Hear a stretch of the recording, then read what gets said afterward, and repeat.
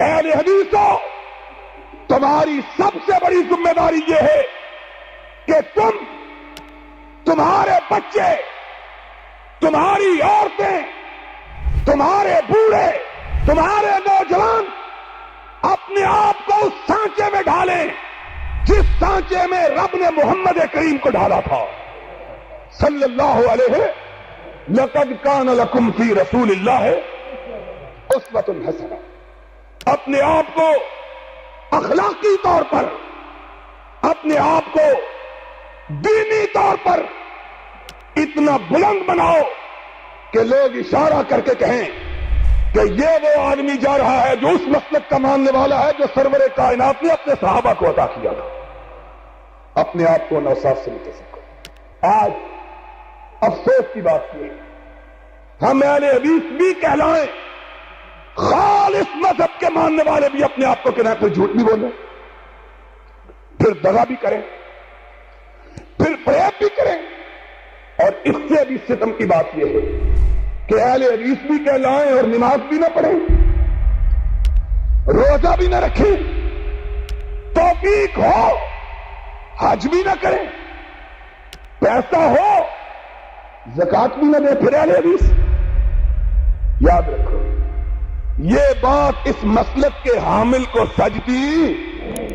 اہل حدیث وہ ہے جس کا عقیدہ یہ ہو کہ ادھر سرور کائنات کی زبان اقدس سے بات ادا ہو، ادھر اپنی گردن کو جھکا دو۔ اہل حدیث وہ ہے جو صحیح معنوں میں سچے مسلک کا پیروکار ہوتے ہوئے اپنے آپ کو عملی طور پر بھی اس مسلک پر کاربند بتلاتا ہے۔ اہل حدیث سونے کی انگوٹھیاں پہنے ہوئے، مسئلہ جانتا ہے۔ نبی یہ کائنات کی بارگاہ میں ایک شخص حاضر ہوا، سونے کی انگشتری پہنے ہوئے، نبی کی نگاہ مبارک اس پہ پڑی، ہاتھ بڑھایا، سونے کی مندری اس کی انگلی سے نکالی، پھینک دی۔ آپ نے فرمایا اللہ نے میرے امت کے مردوں پہ سونے کو حرام قرار دیا ہے۔ نبی یہ کائنات اٹھ کے چلے گئے، وہ صحابی بھی اٹھ کے جانے لگا۔ ساتھیوں نے کہا جا رہے ہو، یہ انگشتری، یہ انگوٹھی اٹھا لو۔ اس نے کہا کیوں اٹھا لوں؟ کہا اس کو جا کے اپنی بیوی کو دے دینا۔ اس نے کیا جواب دیا؟ اس نے کہا جس چیز کو میرے آقا نے پھینک دیا ہے اب قیامت تک اس کو اٹھانے کی جرت نہیں کر سکتا۔ انہوں نے کہا نبی نے مرد کے لیے حرام قرار دیا۔ فرمایا مجھ کو یہ معلوم نہیں، مجھ کو تو یہ معلوم ہے نبی نے میری انگلی سے نکال کے پھینکی تھی۔ نبی کی پھینکی ہوئی چیز کو میں اٹھانا گوارا کر سکتا؟ لوگوں تمہاری ذمہ داری ہے، تم کتاب و سنت کے ماننے کے دعوے دار ہو، تمہاری زندگیاں کتاب و سنت کی آئینہ دار ہونی چاہیے۔ اور یاد رکھو مسلک اہل حدیث جو بر صغیر پاکستان اور ہندوستان میں پھیلا، دو طریقوں سے پھیلا۔ ایک تمہارے علماء کے واضح خطبوں اور کتاب و سنت کی تعلیمات سے، اور دوسرا تمہارا مسلک پھیلا ہے تمہارے اعمال و کردار سے۔ لوگ کہا کرتے تھے یہ اہل حدیث ہے، یہ کبھی جھوٹ بول سکتا، یہ اہل حدیث ہے، یہ کبھی دھوکہ کر سکتا، یہ اہل حدیث ہے، کسی کا مال ہڑپ کر سکتا۔ آج یہ کیفیت ہے۔ اگر یہ کیفیت نہیں ہے تو سمجھ لو کہ تمہارے قول اور تمہارے عمل میں مطابقت نہیں رہی۔ اگر ہمارے قول اور فعل میں مطابقت ہو جائے، کعبے کے رب کی قسم ہے پاکستان میں اہل حدیث کے سوا کوئی دوسرا مسلک نظر آ ہی نہیں سکتا۔ کیسے آئے؟ لوگ اہل حدیثوں کو پہلے کہا کرتے تھے نماز پڑھنی ہے تو ان کے پیچھے، دیکھنی ہے نماز نبی کی تو ان کی نماز کو دیکھو۔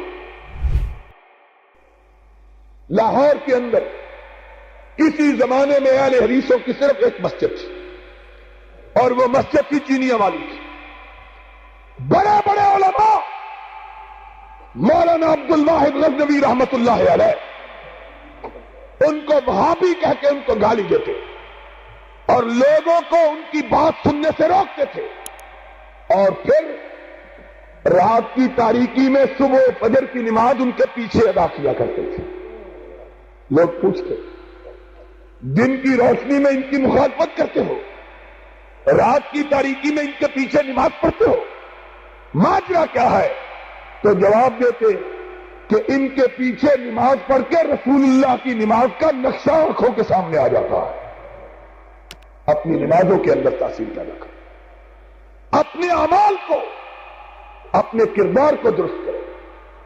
جس طرح اللہ نے تمہیں مسلک خالص عطا کیا ہے, اسی طرح اگر ہمارے اعمال بھی درست ہو جائیں تو خدا کی قسم ہے اللہ کی رحمتیں دنیا میں بھی ہم پہ نازل ہوں گی اور آخرت میں بھی اللہ ہم کو سرفراز فرمائے گا.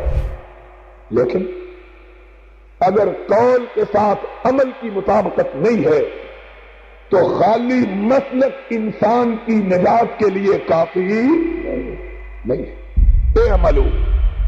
اعملوا فإنی لا أغنی عنکم من اللہ شیئا. اہل حدیث کی سب سے بڑی ذمہ داری یہ ہے کہ وہ اپنے آپ کو سرور کائنات کی زندگی کے نقش قدم پہ, آپ کے نقوش پا پہ چلائیں, اپنی زندگیوں کو حضور کے سانچے میں ڈلائیں. اپنے اعمال سے, اپنے اخلاق سے اس بات کو ثابت کریں کہ اہل حدیث کی گردن کٹ سکتی ہے لیکن غیر اللہ کے سامنے جھک سکتی. اہل حدیث اس کی لاش کے ٹکڑے کیے جا سکتے ہیں لیکن اس کو جھوٹ بولنے پر آمادہ کیا جا سکتا. جب ہم نے مسلک میں جھوٹ گوارا نہیں کیا تو ہم نے عمل میں بھی جھوٹ کو گوارا کرنا. اور یہی سبب کہ انگریز جب اس ملک میں حکمران تھا, جتنا خوف زدہ تمہارے مسلک کے لوگوں سے تھا اتنا خوف زدہ دوسرے کسی مسلک کے لوگوں سے. سمجھتا تھا کہ ان کے قول اور فعل میں مطابقت ہے. اہل حدیث جو کہتا ہے وہ کر کے دکھلاتا ہے اور ہمیشہ آخرت اس کی نگاہوں میں رچی بسی رہتی ہے. آج لوگوں آخرت ہمیں یاد نہیں ہے اور آج ہمارے مسلک کی خوبیوں کے باوجود لوگوں میں ہماری تاثیر اس لیے نہیں رہی کہ ہم بھی رسم و رواج کا شکار ہو کے رہ گئے. اپنے بچوں کی شادیاں کرتے ہیں اسی طرح کرتے ہیں جس طرح کے رب رسول کے باغی کرتے ہیں. موت ہوتی ہے وہی رسمیں ادا کرتے ہیں جو وہ لوگ ادا کرتے ہیں جنہوں نے اپنے مذہب کے اندر ملاوٹ پیدا کر لی. تمہارا مسلک خالص ہے, تمہارا عمل بھی خالص ہونا چاہیے. جس طرح تمہارے مسلک میں ملاوٹ نہیں اسی طرح تمہارے عمل کے اندر بھی ملاوٹ نہیں ہونی چاہیے. پھر دیکھو لوگ تمہاری بات کو کس طرح مانیں اور اس کا نتیجہ صرف یہی نہیں ہوگا لوگ تمہارے مسلک کی طرف آئیں گے بلکہ اس کا نتیجہ یہ بھی ہوگا کہ رب تمہاری دعاؤں کے اندر تاثیر پیدا فرمائے گا. جو رب سے مانگو گے رب عطا کرے گا. پھر محمد الرسول اللہ صلی اللہ علیہ وسلم نے ارشاد فرمایا کہ بندہ مومن کے لبوں سے اس کی دعا جدا نہیں ہوتی کہ رب اسے پہلے پورا فرما دیتا. لوگوں آج ہماری ذمہ داری یہ ہے کہ ہم اس مسلک صحیح کے پوری طرح عامل بنے, اس کو خود سمجھیں, لوگوں کو سمجھانے والے بنے. پہلے ایک ایک اہل حدیث مبلغ ہوتا تھا, اب اچھے خاصے اہل حدیثوں کو اپنے مسلک کا علم, اپنے مسلک کی خبر رکھو اور عمل سے ثابت کرو کہ تم رسول اللہ کے دیے ہوئے دین کو ماننے والے ہو. وگرنہ یاد رکھو کہ نہ دنیا میں سرخروئی ہوگی نہ قیامت کے دن نجات ہوگی.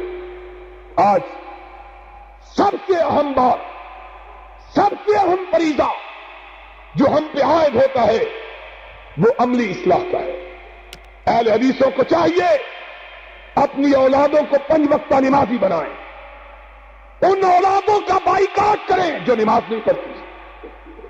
ان بچوں کا کوئی فائدہ نہیں جو بڑا روپیہ کماتے ہیں لیکن نماز کے قریب، ان اہل حدیث بچیوں کا کوئی فائدہ نہیں جو پیدا تو اہل حدیثوں کے گھروں میں ہوئی ہیں لیکن اللہ رسول کے احکامات کو نہیں جانتی۔ قیامت کے دن پوچھا جائے